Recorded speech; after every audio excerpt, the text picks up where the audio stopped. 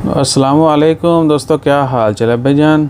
आपको भी अगर ये मैसेज आए, ठीक है, मैं थोड़ा साइड पे होता हूँ और जो स्क्रीनशॉट स्क्रीन के ऊपर आप देख सकते हैं, 2-3 दिन से जो है बहुत सारे लोगों को व्हाट्सएप के ऊपर ये मैसेज आ रहा है, ठीक है, और बेहतरीन फॉर्मेट में बनाया हुआ है, ये फेक है, ठीक है ना। और आज ओमान आरपी की तरफ से न्यूज़ भी आ चुकी है कि अगर किसी को ये मैसेज आए किसी भी अननोन नंबर से, और बेहतरीन यानी फॉर्मेट का मतलब ऊपर फ्लैग बना हुआ है, सेंट्रल बैंक ऑफ ओमान लिखा हुआ है, नीचे आरओपी का लोगो और बाकी सारी डिटेल ये वो जिस तरह ऑफिशियल कह लें कि नोटिस होता है वैसे बनाया गया है।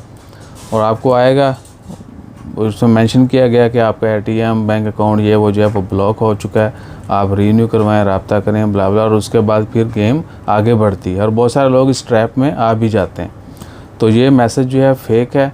आपका कोई भी मसला मसाइल है, आप यानी अगर आपको बैंक मस्कत से आ रहा है, मेंशन है कि आपका बैंक मस्कत का ऐसा आ रहा है या किसी भी दूसरे बैंक का आ रहा है या किसी भी अथॉरिटी से आ रहा है, तो आप उनसे पहले रब्ता करें, ठीक है। पहले ये सोचें कि वो इशू है भी आपके साथ या नहीं है, और अगर है भी तो आप पहले उनसे रब्ता करें, ना कि इस तरह अननोन नंबर्स पे जाके रिप्लाई करना शुरू कर दें।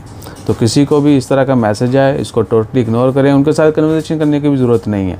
गाली गलौच, लोग बातचीत शुरू कर देते हैं, गाली गलौच करते हैं, बुरा भला ये वो ज़रूरत ही नहीं है। आपको पता है कि ये ऑफिशियल नहीं है, फेक है, खलास, इग्नोर इट। तो अपना ख्याल रखिए और इस तरह के ट्रैप से बचिए और दूसरों को भी बताइए। जज़ाकल्लाह, अल्लाह हाफ़िज़।